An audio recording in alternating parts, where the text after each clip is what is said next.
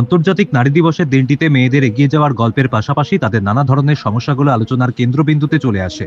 দক্ষিণ কলকাতার ভারত সেবাশ্রম সংঘের সভাগৃহে পরিযায়ী মহিলাদের সমস্যাগুলিকে বিশেষভাবে গুরুত্ব দেওয়া হয় আলোচনা সভায়।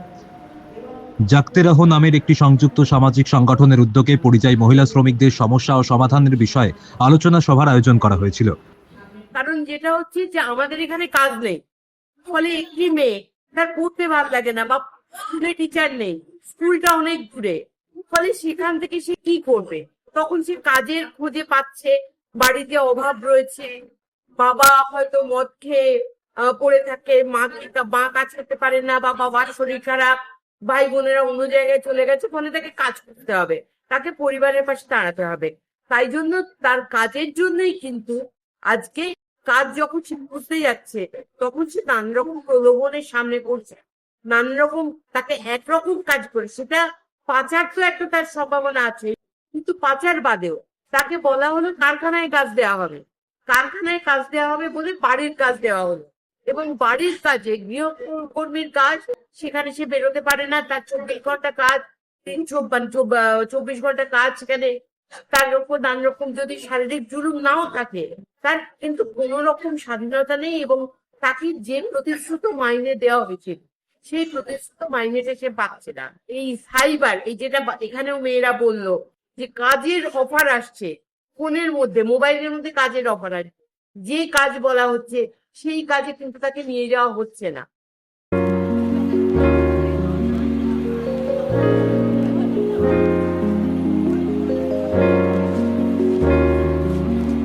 অনেক সুযোগ সুবিধা আছে, ধরুন সেটা আইনে আছে, প্রশাসনের মধ্যে আছে, হ্যাঁ, অনেক হোম আছে যেখানে মেয়েরা থাকতে পারে, যেতে পারে। তারপর অনেকে সাপোর্ট সার্ভিস দেয়, তাদের আছে। এগুলো আগে সার্ভে করা হয়েছে কয়েকটা জেলায়, পুরো তথ্যগুলো বার করা হয়েছে, করে তারপরে এটা মানুষের মধ্যে ছড়িয়ে দেওয়ার চেষ্টা হচ্ছে, বিশেষ করে মেম্বারদের মধ্যে। তারা যে বেনিফিশিয়ারির সঙ্গে কাজ করে তারা যেন এই তথ্যগুলো পায়, এটা আমরা একটা উদ্যোগ নিয়েছি, যে হাতের কাছে যদি তথ্য থাকে, একটা ফোন নাম্বার থাকে, তাহলে তারাও যোগাযোগ করতে পারবে। আর ওরিয়েন্ট করা, তো তারা যা দল বেঁধে যাবে, পঞ্চায়েতে যাবে, নারী শিক্ষা দপ্তরে যাবে, বিভিন্ন সিডব্লিউসিতে যাবে, উইমেন কমিশনে যাবে, কিভাবে যাবে, সেটা একটা ব্যবস্থা।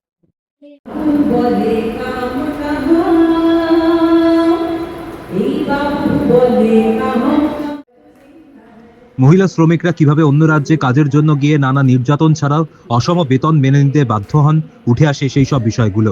সঙ্গে রাজ্য সরকার পরিযায়ী শ্রমিকদের জন্য কি ধরনের ব্যবস্থা গ্রহণ করেছে তা জানিয়ে সচেতন করার চেষ্টা হয়।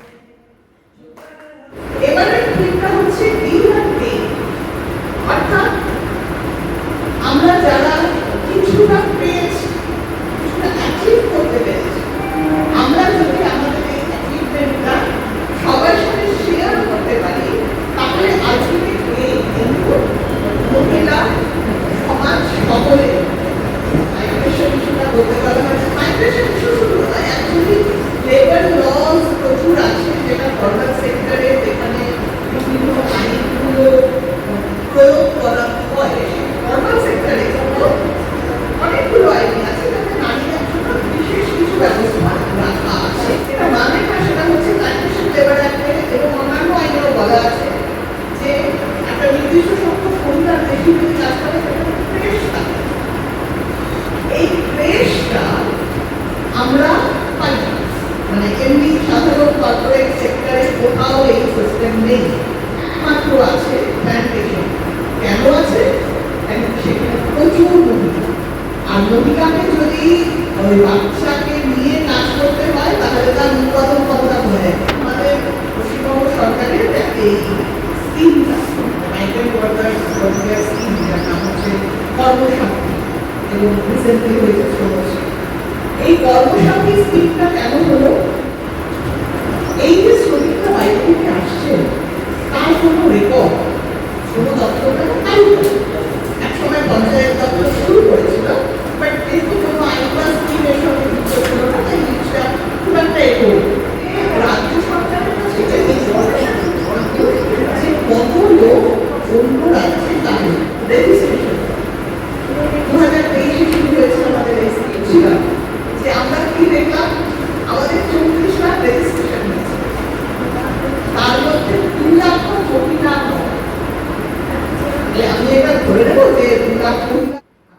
একাধারে সাইবার ক্রাইমের ফাঁদে কিভাবে কম বয়সী মেয়েরা পড়ে যায় সেই দিকেও যথাযথ আলোকপাত করা হয়। সাইবার ক্রাইম বিভাগের আধিকারিক শুধু পরিযায়ী শ্রমিকদের নয়, বরং সকলকে সাইবার ক্রাইমে জড়িয়ে না পড়ার জন্য বেশ কিছু গঠনমূলক পরামর্শ দিলেন এই সভায়। আমাদের প্রথম দরকার হচ্ছে যে জিনিসটা আমাদের হাতে এই মুহূর্তে সমাজ দিয়েছে, এই যে পাওয়ার, এই ক্ষমতা, ইন্টারনেট, এটা কিন্তু নাম্বার টু হচ্ছে যে আমি যে জায়গায় ফেল করেছি সেটাও করতে চাবো না। আজকে আমার সবচেয়ে বেশি ভালো লেগেছে প্রত্যেকটা সমস্যার কথা সাইবার দুনিয়া। সাইবার দুনিয়ায় সম্পর্ক রাখুন, সম্পর্ক তৈরি যে মানুষটিকে আপনি দেখতে পাচ্ছেন না, সে মানুষটি শুধুমাত্র তার ভালো দিকটাই সেটা যতক্ষণ না তাকে দেখবেন তার ভালো মানে সাইবার দুনিয়ায় কখনোই কোনো প্রেমের ফাঁদে পড়ার কথা। সাইবার দুনিয়ায় আপনি সুরক্ষিত তখন থাকতে পারবেন যখন আপনি সাইবার হাইজিন প্র্যাকটিস করেন। ঠিক এটাকে একটু ঘুরিয়ে দেবেন, সাইবার হাইজিন প্র্যাকটিস করুন। এই যে ইন্টারকানেক্টেড ওয়ার্ল্ডে একটু দূরত্ব মেনটেন করুন, মাস্ক করুন, নিজের সব কিছু করবেন না, আপনার চেহারা সবাই করতে না, আর স্যানিটাইজ করুন আপনার ডিভাইস, আপনার কানেক্টিভিটি, আপনার অ্যাপ্রোচ, সেটাকে স্যানিটাইজ করুন। আপনার ফ্রেন্ড লিস্ট, সেটা ব্লক করে রাখুন, স্যানিটাইজ করুন। আপনার হেলথ হাইজিন প্র্যাকটিস থেকে একটু ক্লিক করে সাইবার হাইজিন প্র্যাকটিস ফলো করতে পারেন, তাহলে এরকম ভাবে কিন্তু দিনের শেষে মনে রাখবেন সব কিছু যদি সরকারের সবসময় আপনাদের পাশে আছে। তাই কোনো রকম যদি প্রতারণা হয়, তাহলে যদি কোনো আর্থিক প্রতারণা হয় তাহলে 1930 ফোন করুন, ইমিডিয়েটলি কমপ্লেন করুন, 1 ঘন্টার মধ্যে করার চেষ্টা করুন। cybercrime.gov.in পোর্টালে গিয়ে রেজিস্টার করুন এবং নিয়ারেস্ট পুলিশ স্টেশনে যাবেন। মনে রাখবেন সাইবার ক্রাইমে রাজনীতি কিছু আগে কিন্তু পুলিশ অসম্ভব ভালো।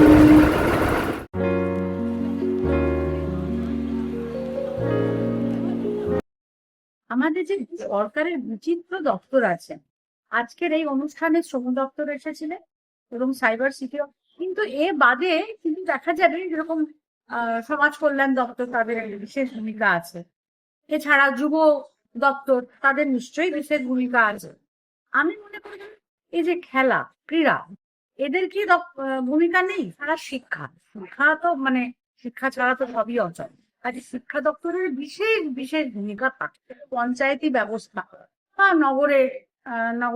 নগরপালিকা বিভাগ, যাই কথাই বলুন না কেন, এই যে স্থানীয় সরকার যদি এই প্রত্যেকটি দপ্তরের কাজ সম্পর্কে জানেন, বোঝেন, তাহলেই তারা একযোগে মানুষকে কোন সহায়তাগুলোকে ঠিক ঠিক জায়গায় পৌঁছে দিতে পারে।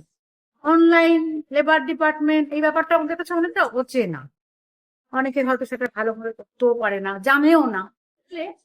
আমাদের গ্রামেই গ্রাম পঞ্চায়েত সদস্য আছে, তাকে জানতে হবে যে সে রেজিস্ট্রি কোথায় করবে। সমন্বয়টা কিন্তু এই ধরনের স্থানীয় প্রশাসনের ছত্রছায়াতেই সবচেয়ে ভালো সমন্বয়। তবে সভার শুরুতে বিপদগ্রস্ত কয়েকজন পরিযায়ী মহিলা শ্রমিকদের সঙ্গে শ্রম দপ্তর সাইবার ক্রাইম বিভাগের পুলিশ আধিকারিক সরাসরি তাদের সমস্যাগুলো শোনেন।